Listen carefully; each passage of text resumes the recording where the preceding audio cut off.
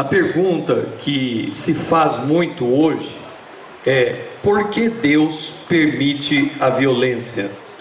Essa é a pergunta que talvez o mundo mais faça acerca de Deus. Por que Deus permite o inocente morrer?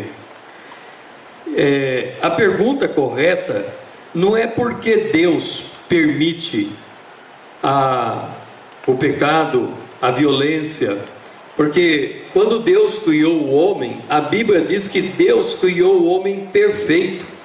O homem procurou muitas invenções, mas Deus o criou perfeito, e Deus o criou com uma lei: se comer, morre, para que manifestasse a soberania de Deus sobre as suas criaturas. Nós temos que lembrar, já falamos isso em outras aulas, que Deus não poderia criar o homem impecável, sem possibilidade do pecado, porque ele teria que criar um outro Deus, porque só Deus não muda. A sua criatura, para não mudar, ela tem que permanecer debaixo da obediência e depois debaixo da graça. Então, a pergunta não é por que Deus permitiu, a pergunta é por que Adão não obedeceu. Nós vimos na aula anterior: ninguém diga de Deus sou tentado, cada um é tentado quando atraído pelo seu próprio pecado. Portanto, cada um é responsável pelo seu próprio ato, muito mais Adão, que nasceu perfeito e não tinha pecado algum, mas optou por desobedecer a Deus. Em Gênesis 3:21, nós vemos Deus cobrindo Adão e Eva com túnicas de peles, e naquele momento estava morrendo o primeiro elemento, vamos assim dizer, no Jardim do Éden, um animal inocente. Deus estava mostrando para o casal a seriedade do pecado. O salário do pecado é a morte, e para que o homem pudesse se achegar a Deus, o derramamento de sangue tinha que acontecer. O sangue tinha que ser derramado, e Deus é quem primeiro faz isto.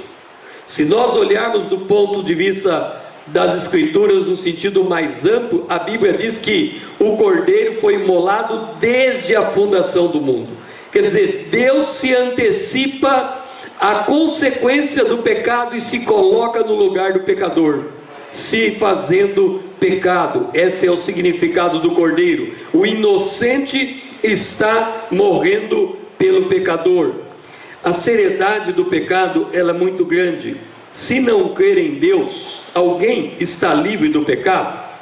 Nós vemos aqui que Caim e Abel, Caim matou Abel, Abel sofreu a consequência de um pecador. Ele também era pecador, mas ele fez o sacrifício e se tornou aceitável diante de Deus. O pecado, ele afeta outro homem. Todos nós somos afetados mutuamente por causa do pecado um do outro. Nós temos o exemplo de Acã, que numa batalha Israel inteiro perdeu a guerra por causa de um homem. Tal a seriedade do pecado. Então o pecado de um, ele afeta necessariamente o outro, e ninguém pode pagar pelo seu próprio pecado. Também ninguém pode escolher o modo de chegar-se a Deus para pagar pelo seu pecado, e Deus não aceita boas intenções. Só existe uma maneira de chegar a Deus e nenhuma outra. E a melhor intenção não resolve o problema criado pelo pecado. Deus ensinou acerca da adoração quando ele matou este animal. Ele demonstrou que para o homem se achegar até Deus só há um meio: um sacrifício de um inocente. Não existe outro. Muitas vezes nós lemos 1 João dizendo: se confessarmos nossos pecados, ele perdoa. Quando lemos o texto, nós lemos: perdimos o perdão e ele perdoa o pecado cometido. De fato é isso que acontece, ele perdoa, mas ele pagou um preço por isso. O animal inocente morreu para que o perdão pudesse ser liberado. Em Gênesis capítulo 3, no versículo de número 7, nós vemos a consequência do pecado. Adão e Eva, Adão e a mulher tiveram os olhos abertos e conheceram que estavam nus. Primeira coisa que aconteceu por causa do pecado, a manifestação da vergonha. No verso de número 10, a segunda consequência do pecado: ouvi a tua voz soar e temi, vergonha e medo. O pecado faz separação entre Deus e o homem e coloca ele envergonhado e com medo. Isaías capítulo 59, versículo de número 2: mas as vossas iniquidades fazem divisão entre vós e o vosso Deus, e os vossos pecados encobrem o seu rosto de vós, para que não vos ouça. O homem não pode salvar a si mesmo, mas Deus, ele é amoroso e ele oferece um plano de salvação. O Salmo de número 49, o versículo de número 8: a redenção da sua alma é caríssima, e os seus recursos se esgotariam antes. Assim, não havia como ser salvo se não fosse do modo de Deus. Agora, note uma coisa. Em Gênesis 2,17, Deus disse: se comer, morre. Quando a mulher chega à serpente, elas disse: e assim Deus disse. Portanto, para ela saber o que Deus havia dito, Adão tinha que ter contado a ela o que ele ouvira de Deus.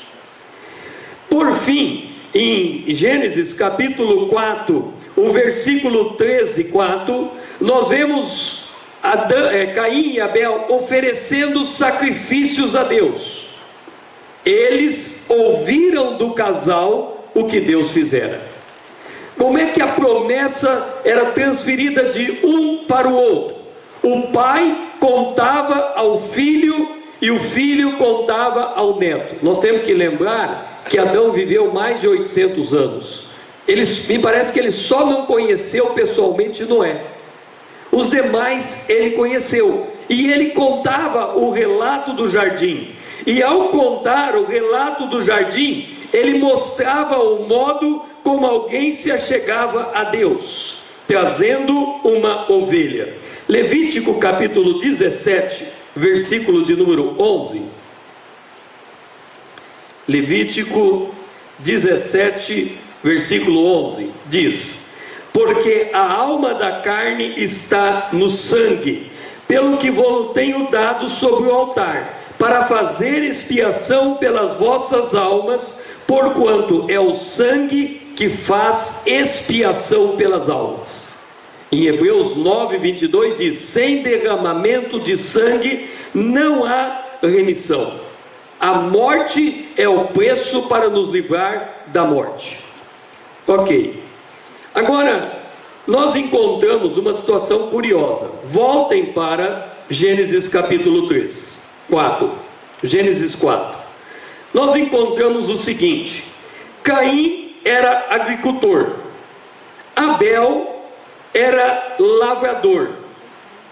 Não, Caim era agricultor e Abel era pastor.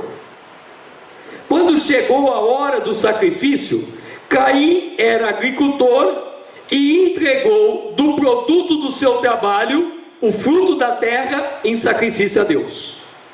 Abel era pastor e ele entregou do fruto do seu trabalho uma ovelha em sacrifício a Deus.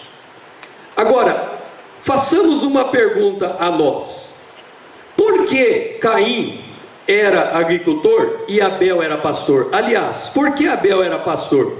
Vamos fazer uma outra pergunta: qual era a comida antes do dilúvio? Que tipo de alimento estava liberado para o homem antes do dilúvio? Vamos em Gênesis capítulo 1, versículo de número 29. Diz assim: E disse Deus: eis que vos tenho dado toda a erva que dá semente. E no final: toda fruto da árvore que dá semente ser-vos-á por mantimento. E depois do verso 30: e a todo animal da terra a erva verde será por mantimento. Antes do dilúvio, o alimento do homem e o alimento do animal era erva verde. É por essa razão que os animais entraram na arca pacificamente, porque animal não era alimento para o homem. Este alimento foi liberado em Gênesis capítulo 9, versículo 3, quando Deus libera, depois do dilúvio, a carne como alimento.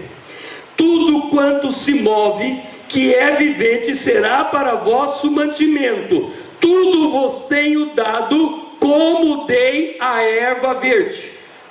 Então nós temos um problema.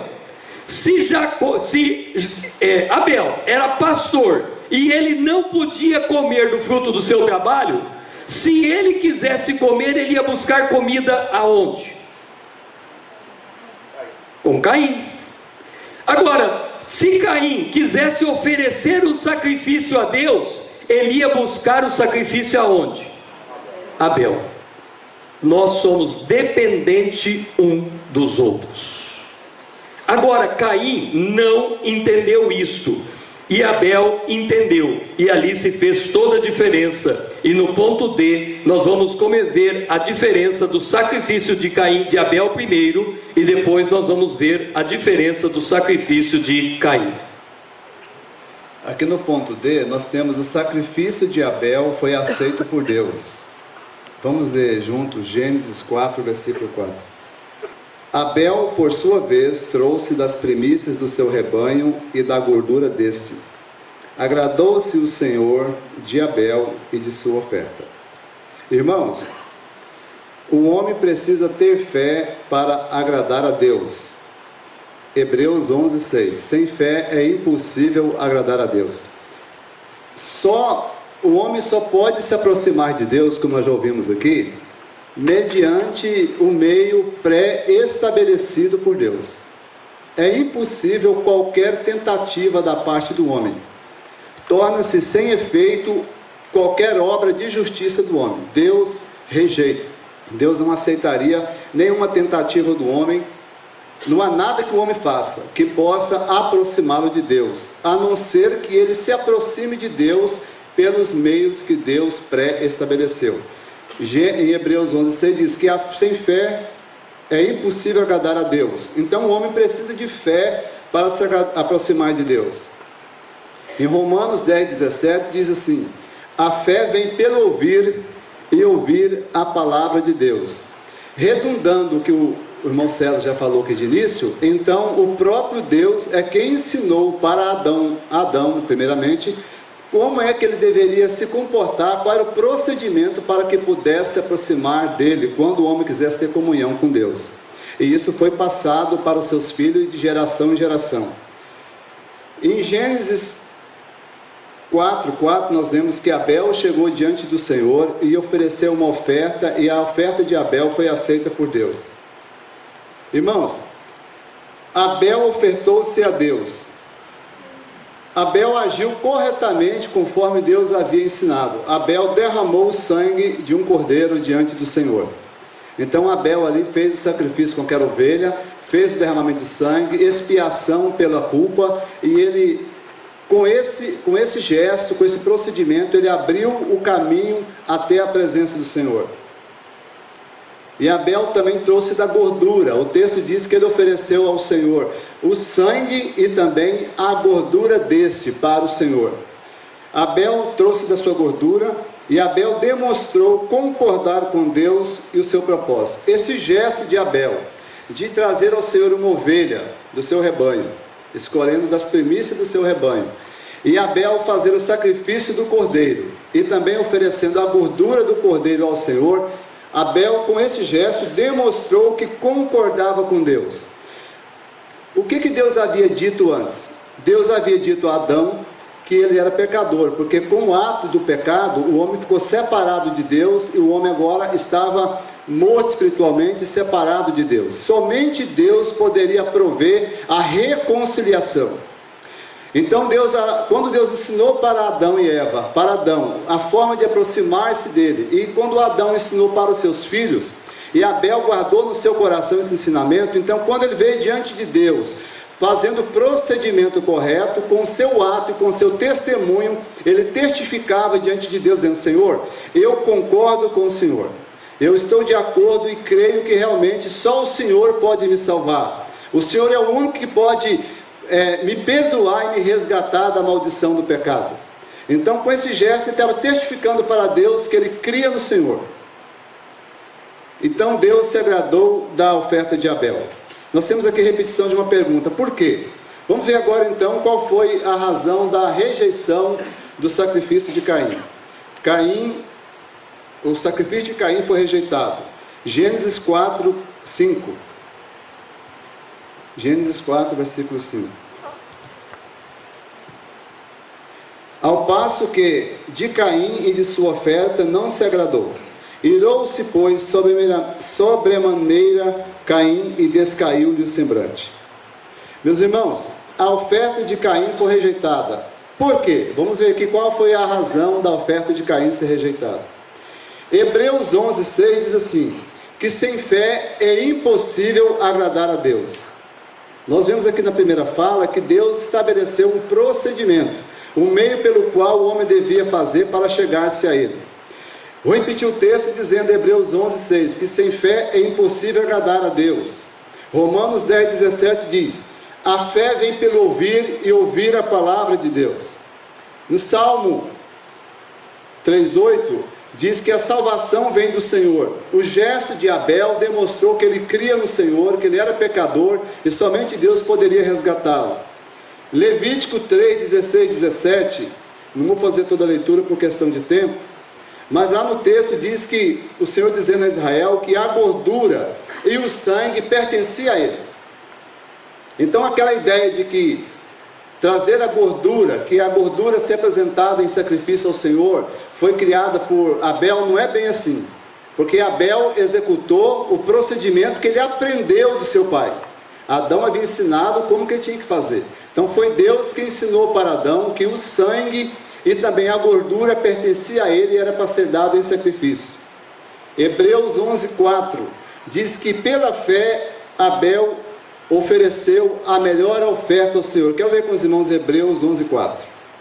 O escritor aos Hebreus diz assim: pela fé Abel ofereceu a Deus mais excelente sacrifício do que Caim, pelo qual obteve testemunho de ser justo, tendo a aprovação de Deus quanto às suas ofertas.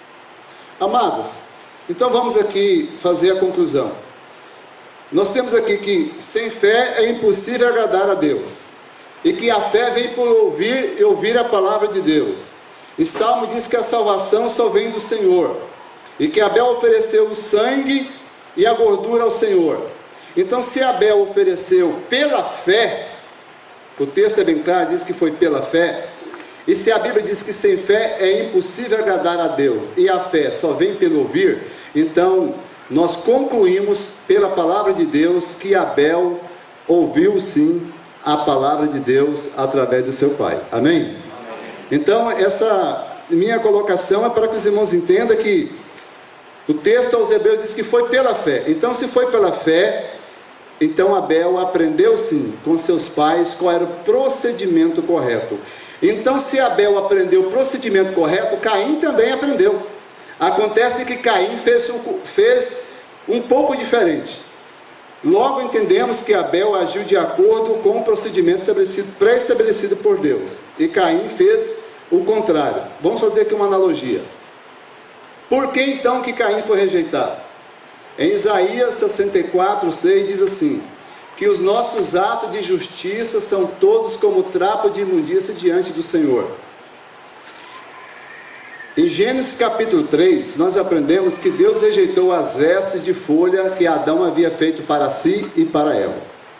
Aquelas vestes feitas de folha, nós já aprendemos aqui na aula anterior e na fala do irmão César, que aquelas vestes representam a veste de autojustiça. São as vestes da justiça humana, o homem tentando se justificar diante de Deus, se esconder, se apresentar diante de Deus com seus próprios meios. Tanto é que Deus veio e sacrificou um animal e trocou as vestes de Adão e Eva. Deus tirou as vestes da injustiça e colocou nos dois a veste de justiça. O que aconteceu foi que Caim aprendeu tudo isso. Ele aprendeu com o pai dele que tanto a veste de folha ou a de injustiça cobria os atos próprios, quanto a veste de justiça, a procedimento de Deus, a forma de Deus justificar, também escondia o homem. Só que do ponto de vista do homem natural, Caim entendeu que os dois serviam. E aí o que ele fez? Ele optou-se em executar diante de Deus, oferecer o sacrifício baseado no seu próprio jeito de sacrificar, na sua própria justiça. Aí nós aprendemos aqui na fala anterior que ele não buscou com Abel o cordeiro para o sacrifício. Então eu vou apresentar diante de Deus a si mesmo. Mas ele sabia o procedimento correto. O homem natural vive sempre procurando um meio de se justificar diante de Deus, de se valer das suas obras, da sua justiça própria para ser aceito por Deus. Enquanto que é fazendo caridade, é sendo bonzinho, um bom pai de família. Então o homem está sempre procurando apresentar alguma coisa de si, de sua própria justiça, enquanto que a palavra de Deus diz que toda a justiça do homem é como um trapo de imundícia diante de Deus. O homem, por mais que ele tente, por melhor que ele seja, por mais que ele capriche, ele vai estar sempre em falha diante de Deus. Nós tivemos na aula anterior aqui, esse galho aqui. Esse galho foi apresentado, quem estava aqui no dia da aula, foi apresentado esse galho aqui? Muita gente. Esse galho estava verde, não estava? E foi ensinado que apesar dele estar verde, mas ele já não estava mais ligado na árvore. Então ele já estava o quê? Sem vida. E era uma questão de dias para que ele ficasse seco. Isso é exatamente o que acontece com o homem quando se foi separado de Deus. Eu queria perguntar aos irmãos, o que vocês acham se eu pegar esse galho aqui e voltar a encostar ele na árvore, segurar mais ou menos 1 hora, 2 horas? Será que ele retira a seiva da árvore e volta a ficar verde? O que vocês acham? Sim ou não? Mas para aí, mas se eu amarrar ele, quem sabe eu não seguro direito, eu amarro ele, deixo os 3 meses amarrado na árvore, quem sabe ele fica verde? O que vocês acham? Sim ou não? Não. Então, meus amados, assim como esse galho foi separado da árvore e ele morreu, está predestinado ao fogo, a ser destruído, a desaparecer, assim também é o homem separado de Deus. Naquele dia lá que Adão pecou, ele separou de Deus, foi separado de Deus, porque a sentença de Deus assim existe. E de lá para cá, o homem sempre tem procurado um jeito de voltar a ligar-se a Deus pelos seus méritos. Jamais, não existe na face da terra, não tem homem, não tem ciência que faz esse galho voltar à vida. Somente Deus tem o poder de fazer isso. E assim também com a nossa vida, enquanto nós estivermos separados de Deus, enquanto o homem está separado de Deus, por mais que ele capriche, por mais que ele tenta, ele não vai conseguir. Somente através de um meio pré-estabelecido por Deus é que o homem pode voltar a ter comunhão com o seu Criador. Amém. Deus conversa com o irado Caim. Gostaria que os irmãos abrissem a Bíblia em Gênesis 4, 6, 7, versículos 6 e 7. Então lhe disse o Senhor: por que andas irado? E por que descaiu o teu semblante? Se procederes bem, não é certo que serás aceito? Se porventura procederes mal, eis que o pecado jaz à porta. O seu desejo será contra ti, mas a ti cumpre dominá-lo. Nosso Deus é o Deus da segunda chance. E nesse momento ele está dando uma oportunidade para Caim se arrepender. Deus, ele se comunica com o homem. Ele é amoroso e misericordioso. E quando ele diz assim, então lhe disse o Senhor: por que andas irado? E por que descaiu o seu semblante? Neste momento, o Senhor quer tratar o coração de Caim, que é um coração irado. Deus trata com este coração. Em 1 João 3,15, gostaria que os irmãos abrissem o texto, em 1 João 3,15. Todo aquele que odeia seu irmão é assassino. Ora, vós sabeis que todo assassino não tem a vida eterna permanente em si. Todo aquele que odeia o seu irmão, ele é assassino. Naquele momento, quando Abel já estava com a intenção, Deus já estava vendo a intenção do coração dele, ele já tinha matado o seu irmão no seu coração. E lá em Mateus 15:18 diz assim: mas o que sai da boca vem do coração, e é isso que contamina o homem. O Senhor Jesus nos ensinou que aquilo que sai da nossa boca é que nos faz mal, porque o coração fala do que está cheio. Aqui Deus quer, a boca fala do que o coração está cheio. Aqui Deus quer tratar o coração de Caim. Deus sabia da intenção de Caim. Lá em Gênesis 4:7, Deus deixa isso bem claro, quando ele diz assim: se procederes bem, não é correto que serás aceito? Se todavia procederes mal, eis que o pecado jaz à porta, o seu desejo será contra ti, mas a ti cumpre dominá-lo. É na intenção do coração de Caim que Deus queria trabalhar. A nossa alma ela é dividida em 3 partes, em emoções, intenções e motivações. Então, quando Caim ele estava com a intenção de fazer o mal contra o seu irmão, Deus já sabia. E Deus se antecede, como foi dito na fala do irmão Antônio, na fala do irmão César, em dar essa oportunidade para ele se arrepender. Então, qual que foi a motivação maior de Caim matar Abel? A motivação maior era calar o sacrifício do seu irmão, porque o sacrifício do seu irmão apontava o seu pecado. Então, o que ele queria fazer? Ele queria calar o sacrifício do seu irmão. Como nós ouvimos também, os dois ouviram dos seus pais a maneira de sacrificar certo, mas somente Abel sacrificou da maneira correta. Caim preferiu seguir o seu coração incrédulo. Ele não acreditou, ele não teve fé, ele foi invejoso. Disse Caim a Abel, seu irmão: vamos ao campo. Estando eles no campo, sucedeu que ele se levantou, Caim, contra Abel, seu irmão, e o matou. Caim fica irado, não dá ouvido à voz de Deus, mas dá ouvido a Satanás, que o tempo todo luta contra Deus. É o maior inimigo de Deus e o maior inimigo da igreja. Suas obras eram más. Queria calar o seu irmão porque as obras dele eram justas. Ele ouviu o ensinamento dos seus pais, ele colocou em prática, como foi dito, Abel era pastor, o outro era lavrador, ele deveria ter se achegado ao seu irmão, pedido uma ovelha, mas não, ele preferiu executar e fazer tudo à sua maneira. Satanás luta contra Deus. Caim se deixou influenciar por Satanás. Lá em Provérbios 14:12 diz que há caminhos que ao homem parece direito, mas o fim é morte. Em João 8:44, o Senhor Jesus diz que Satanás é homicida desde o começo. Ele é homicida e mentiroso. Todo pecado contra alguém incomoda a Deus. Nós não podemos evitar que os outros pequem contra nós, mas nós podemos evitar de pecar contra o próximo. Amém? Então nós vemos aqui uma situação complicada, né? 2 pessoas tiveram a oportunidade de oferecer um sacrifício e um ofereceu da maneira que Deus ensinou e o outro não.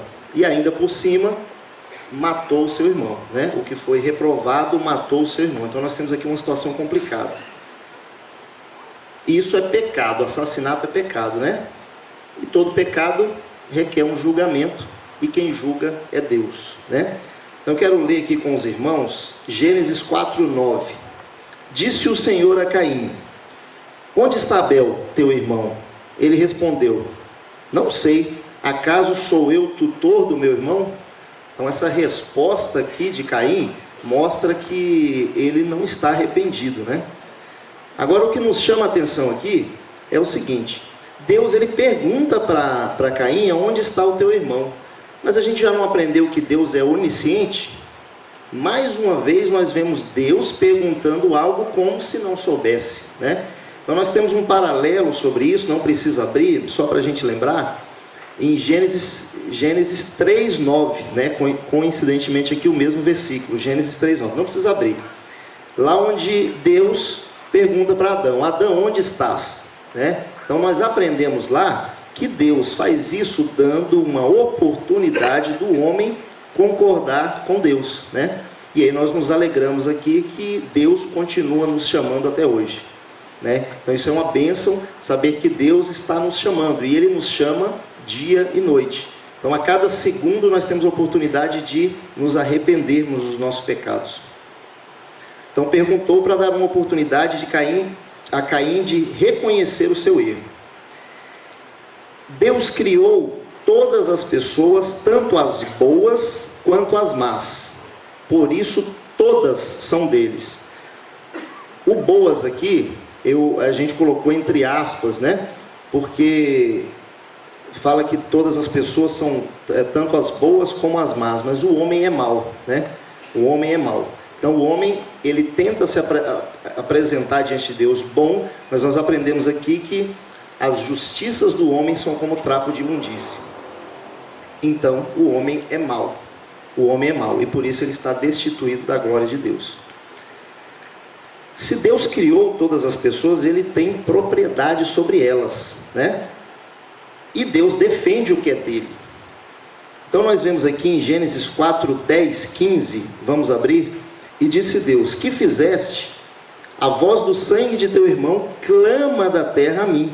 És agora, pois, maldito por sobre a terra, cuja boca se abriu para receber das tuas mãos o sangue do teu irmão.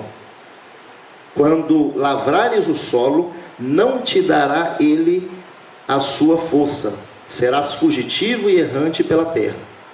Então disse Caim ao Senhor: é tamanho o meu castigo que já não posso suportá-lo. Eis que hoje me lanças da face da terra, e da tua presença hei de esconder-me, serei fugitivo e errante pela terra. Quem comigo se encontrar me matará. O Senhor, porém, lhe disse: assim, qualquer que matar a Caim será vingado 7 vezes. E pôs o Senhor um sinal em Caim, para que o não ferisse de morte quem quer que o encontrasse. Então nós vemos aqui Deus vingando a morte de Abel primeiramente, né? E dando esse castigo aqui a Caim, mas ao final desse texto a gente vê também Deus prometendo a vingança de Caim, né? Que é um homem apresentado aqui no texto como mau. Deus é proprietário tanto do bom quanto do mal, então Ele vinga o pecado de todos eles. Então, se você peca contra um irmão, você está diretamente pecando contra Deus. Então, se você ofende qualquer que seja, por mais perverso que você acha, encontra uma pessoa e de repente ela faz algo ruim para você, e você acha essa pessoa perversa, e você vai e ofende ele também, né? Você está ofendendo a Deus, independente do grau de perversidade dessa pessoa. Então nós temos que tomar muito cuidado com isso. A gente costuma desejar, né? Eu vejo muitas pessoas desejando a morte dos assassinos cruéis, né? A gente assiste na televisão e uma pessoa dessa tem que morrer, né? Então nós que temos conhecimento da palavra não podemos falar isso, né? Nós sabemos que o mal contra ele será vingado por Deus. Então nós temos que ficar bem atentos quanto a isso. Todo pecado contra alguém é também contra Deus. E o salário do pecado é a morte. A gente tem aprendido muito isso aqui, né? Isso precisa ficar muito claro. O salário do pecado é a morte. Só se paga pecado com morte. Só que mesmo diante de tudo isso, Caim não se preocupou, né? E agiu dessa forma terrível, matando seu irmão, mesmo sabendo que o salário do pecado é a morte, porque ele já sabia. Gênesis 4:16. Gênesis 4:16. Retirou-se Caim da presença do Senhor e habitou na terra de Nod, ao oriente do Éden. Nós vemos aqui que Nod em hebraico, né, tem um peso, né? O nome ele tem um significado, né? E Nod em hebraico significa, pode ser traduzido por vagabundo.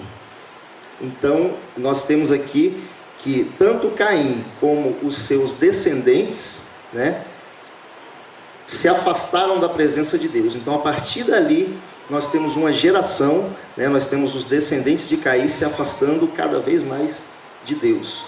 Os descendentes de Caim foram materialistas. Então, nós temos aí a sociedade como nós a conhecemos hoje, né, tem uma origem, né? É claro que a origem foi lá no pecado original, mas que teve um desdobramento em Caim. Então nós temos aqui em Gênesis 4:17. Gênesis 4:17. E coabitou Caim com sua mulher, ela concebeu e deu à luz a Enoque. Caim edificou uma cidade e lhe chamou Enoque, o nome de seu filho. Aí nós vamos aqui para o versículo 20.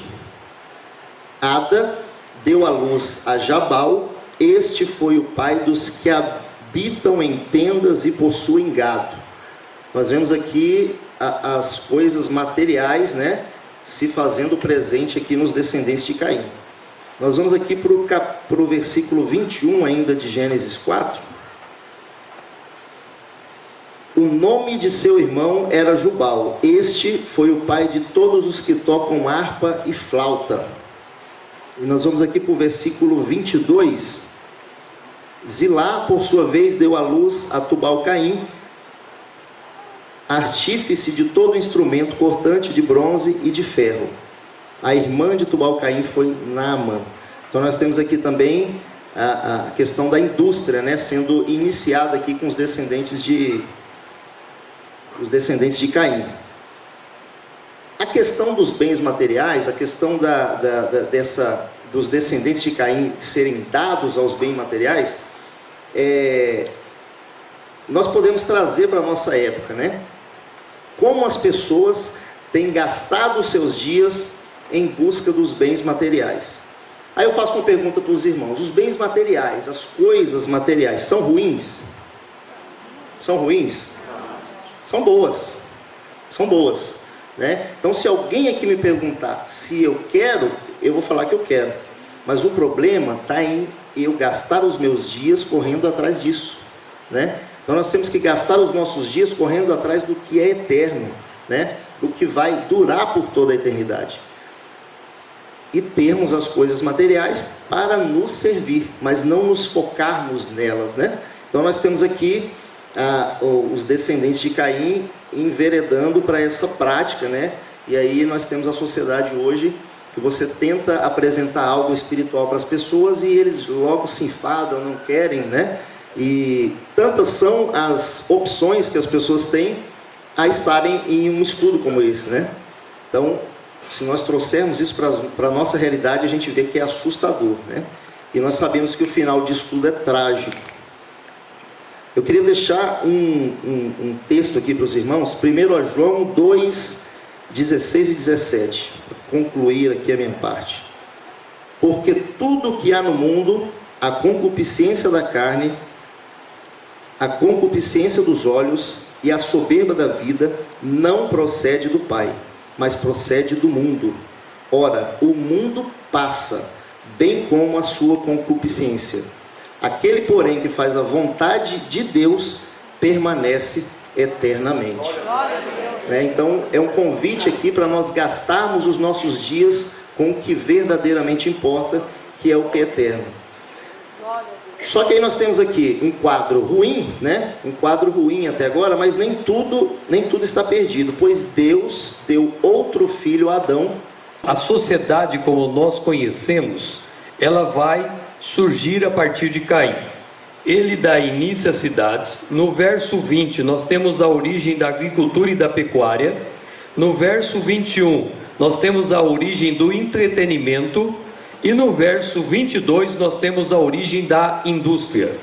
Portanto, toda a sociedade como nós a conhecemos, a Bíblia diz que o mundo como nós conhecemos hoje está reservado para o dia do juízo. O que Caim fez foi, nós já falamos, ele viu a cobertura de folha e a cobertura de pele. Para ele, O que bastava era cobrir a aparência, qualquer uma servia. Por isso ele optou pela cobertura de pele, de folha, e não de pele. Mas Deus vem e dá um outro filho a Adão e Eva. No capítulo 5, nós vemos, Deus, no dia em que Deus criou Adão, o fez à sua imagem conforme a sua semelhança. Ok. Quando nós vemos o verso 3, o nascimento de Sete, está escrito: e gerou um filho à sua semelhança conforme a sua imagem, e chamou seu nome Sete. Se nós fôssemos levar esse texto para o Novo Testamento, ele seria assim: sede meus imitadores como eu sou de Cristo. Ou seja, Adão recebeu a imagem de Deus e passa essa imagem ao seu filho. Observe que logo em seguida nós vemos o filho de Sete invocando a Deus. Nós não vemos aqui a presença do sacrifício. Não vemos Sete oferecendo um sacrifício, e o sacrifício vai voltar a aparecer lá em Noé, quando ele faz um holocausto. Todavia, nós já vimos que para chegar-se a Deus era mediante o sacrifício. Então esta geração, que é a geração de Sete, eles estão se aproximando de Deus pela mesma maneira como Abel fez. Apenas não é declarado no texto, mas não existe um outro caminho de chegar-se a Deus senão pelo derramamento de sangue. Deus, ele é fiel. Então nós vemos aqui no verso 1 que Adão foi criado à imagem e semelhança de Deus, e no verso 3 nós temos Sete sendo criado à imagem e semelhança de Adão, portanto de Deus. E Satanás, ele tenta de todas as formas impedir que o plano de Deus prossiga. Por isso ele se voltou contra Abel. Mas ninguém pode interromper o plano de Deus. Se Abel morreu, Sete foi levantado, e a sequência da história, ela continua. Sete confiava em Deus, como fizera o seu pai Adão. O que nós temos demonstrado aqui, e vimos o testemunho de Adão, como que nós cremos, como que nós sabemos que Adão creu em Deus? Quando ele mudou o nome da mulher, de Varoa para Eva. Varoa era o seu primeiro nome, mas se ela comeu do fruto proibido, ela tinha que gerar filhos para a morte. Como Deus havia dito em Gênesis capítulo 3, versículo 15, ele havia dito que da semente da mulher nasceria o libertador. Quando ele declara que o nome dela é mãe dos viventes, Eva, ele estava confessando a salvação, confessando a vinda do libertador. Por isso que ele declara isso no verso 21, aliás, no verso 20, capítulo 3, verso 20, e chamou Adão o nome de sua mulher Eva, porquanto ela era mãe de todos os viventes. Ato imediato, Deus troca a veste de Adão. A Bíblia diz: a fé vem pelo ouvir, crer e confessar. Ele confessou, ato imediato, Deus trocou a veste dele. E nós vemos que a mulher faz duas vezes a sua confissão na promessa. Ela faz primeiro no capítulo de número 4, quando ela declara acerca de Caim: alcancei do Senhor um varão. Alcancei do Senhor um varão. Ela está fazendo a declaração porque ela esperava que a sua semente gerasse o libertador. Ela achou que fosse Caim, não Abel, mas ela esperava que a semente dela traria o libertador. Só que deu no que deu. Caim matou Abel. Ela faz uma segunda confissão. Isso está no capítulo 4, verso 25. E tornou Adão a conhecer a sua mulher, e ela teve um filho, e chamou seu nome Sete, porque disse ela: Deus me deu outra semente no lugar. Ela tinha entendido no primeiro momento que a semente era Caim, mas Caim matou Abel. ela buscou de Deus uma segunda semente, Sete. Nós vemos que Sara cometeu o mesmo erro. Quando Deus disse a Abraão que ele teria um filho, Sara, sendo estéril, ela entrega a escrava para ter o filho, e ela achava que o filho da escrava seria o herdeiro. Ela errou. Lá na frente, Deus restaura a história e entrega um segundo filho a Sara, e ela então tem o seu filho, o filho da promessa. Deus está fazendo a mesma coisa aqui com Eva. Ela tem o primeiro filho e declara que ele é o da promessa, só que ela erra. Ela não tinha ainda entendido como é que Deus faz as coisas. Ela tem o segundo filho, Sete, e ela declara: agora sim, o Senhor me deu uma outra semente, e a história da salvação prossegue. Que o Senhor seja louvado. Amém? Pastor, nós vamos.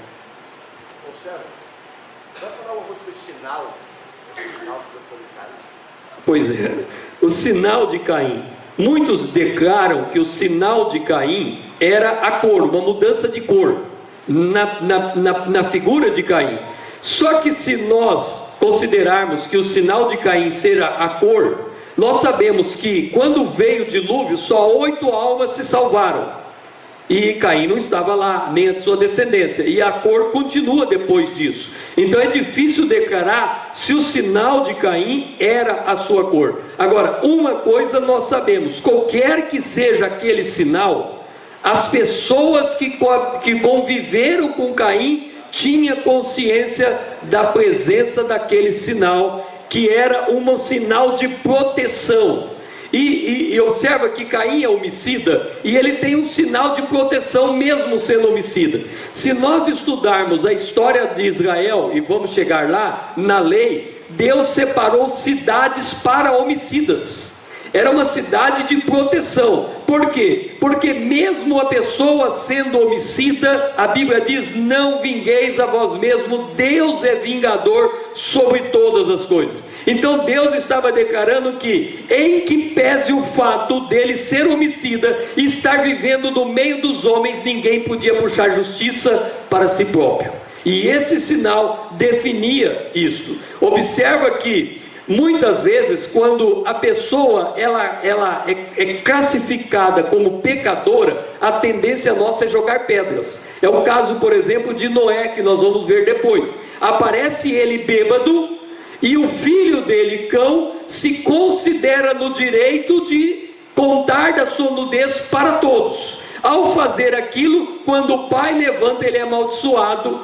Cão é amaldiçoado pela sua ação, porque ele não honrou a autoridade. Então Deus, ao declarar um sinal na figura de Caim, ele está declarando de que ele é o único que pode dispor da vida de alguém, e nenhum ser humano pode fazer isso. Tanto é que a sentença de morte, a morte de um homem pelo outro homem, foi liberado depois do dilúvio, quando Deus disse que o homem que matar, ele vai morrer. Ali a sentença de morte. Mas naquela condição em que ele liberou a sentença de morte, há um processo judicial para que seja julgado. Hoje nós estamos vendo pessoas cometendo crimes bárbaros, e a sociedade, como é que eles falam? Linchando a pessoa até a morte, tomando a justiça para si. E aqui nós vemos como Caim, que Deus não dá esse direito a quem quer que seja. É Ele que trata com todos os homens, em qualquer condição que eles estejam. Amém, povo de Deus? Amém. Diga comigo: é do jeito que Deus quer. É do jeito que Deus quer. É do jeito de Deus. Vocês concordam comigo, irmãos? Amém. Mas dá vontade de fazer do jeito que a gente quer, tem hora, não dá? Dá vontade de fazer do jeito que a gente quer, do jeito que a gente acha que está certo. Mas a que nos leva a isso? Mas hoje, mas amanhã, o crime será castigado. Então é melhor deixar correr, porque não tem nada que ficará impune. Nada. Não tem nada encoberto que não haja de ser revelado. Até aquilo que está nas profundezas do coração do homem, da mente, que nunca ninguém soube, nem a esposa, nem o esposo, no dia do juízo, virá. Não pensa num negócio desse, irmão. Pensa num negócio desse. Está só na sua cabeça, só no seu coração, e no juízo, no acerto de contas, não, está aqui, ó, aqui, ó. Olha o que você estava maquinando aqui, ó. Você até não fez porque não teve oportunidade de fazer, senão você teria feito. Mas olha o que você tinha na mente, você tinha no coração. Deus não julgará. Deus é reto, Deus é justo. Que tenha piedade de mim, irmãos, de nós, porque nós somos da turma da justiça com as próprias mãos. Caim era para estar morto. Ele falou, não mata, não, deixa ele aí. Pôs um sinal nele. O Zé está dizendo ali que tem teólogo que diz que foi um chifrinho que nasceu nele aqui, ó. Nasceu um chifrinho nele aqui. Mas quem é que sabe o que é? Que mancha, que coisa é essa que as pessoas viam nele e falavam, não adianta tocar. Como diz Oséias, cada tempo Deus vai se manifestando num processo, numa maneira.